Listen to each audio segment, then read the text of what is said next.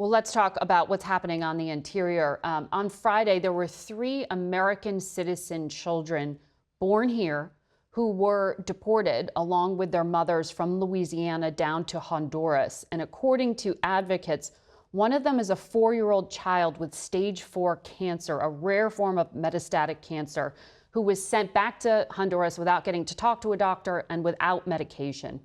I understand this child's mother entered this country illegally, but isn't there some basis for compassionate consideration here that should have allowed for more consultation or treatment? Well, it certainly is discretion. I'm not aware of the specific case, but no U.S. citizen child was deported.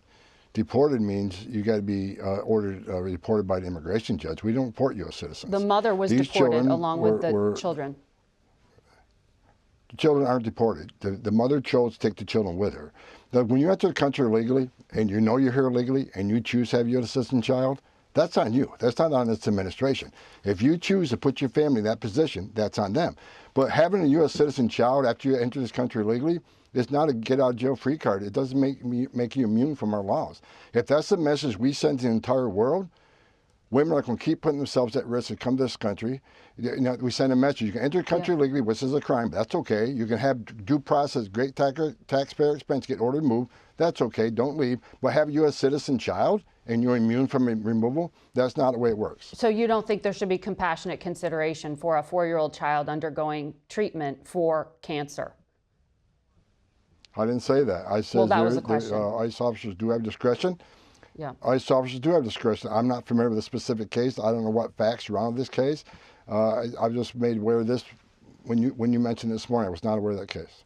On Friday, a federal judge who was appointed by President Trump said a 2-year-old American citizen child had been sent to Honduras with the mother who was deported. But the judge said, quote, there was no meaningful process. So again, this is another similar situation and dynamic. Shouldn't there be special care when these deportation cases involve small American-born children? Well, first of all, I disagree with the judge. There was due process. That female had due process at great taxpayer expense and was ordered by the immigration judge after those hearings. So she had due process. Again, this is parenting 101. You can decide to take that child with you, or you can decide to leave the child here with a relative or another spouse. Having a U.S. citizen child doesn't make you immune from our laws of the country. American families get separated every day by law enforcement. Thousands of times a day when a parent gets put in jail, the child can't go with them.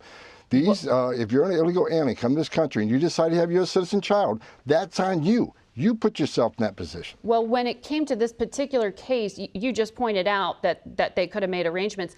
The father tried, actually, to make arrangements, as we understand it through our reporting.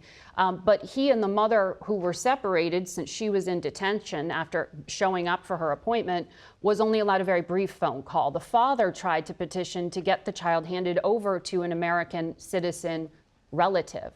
So the mother had to make this decision and took the child with her. It just seems like there could be some more time frame here around due process allowed. That's what the judge is saying there should have been more of a process here. There was due process. The 2-year-old baby was left with the mother because the mother signed a document requesting her 2-year-old baby go with her. That's the parent's decision. I don't think the judge knows specifics of this case. 2-year-old went with the mom. The mom signed a paper saying, I want my 2-year-old to go with me. That's a parent's decision. It's not a government decision, it's a parent's decision. The father wrote a note. Anyhow, we have to leave it there. Director, thank you for your time today. We'll be right back.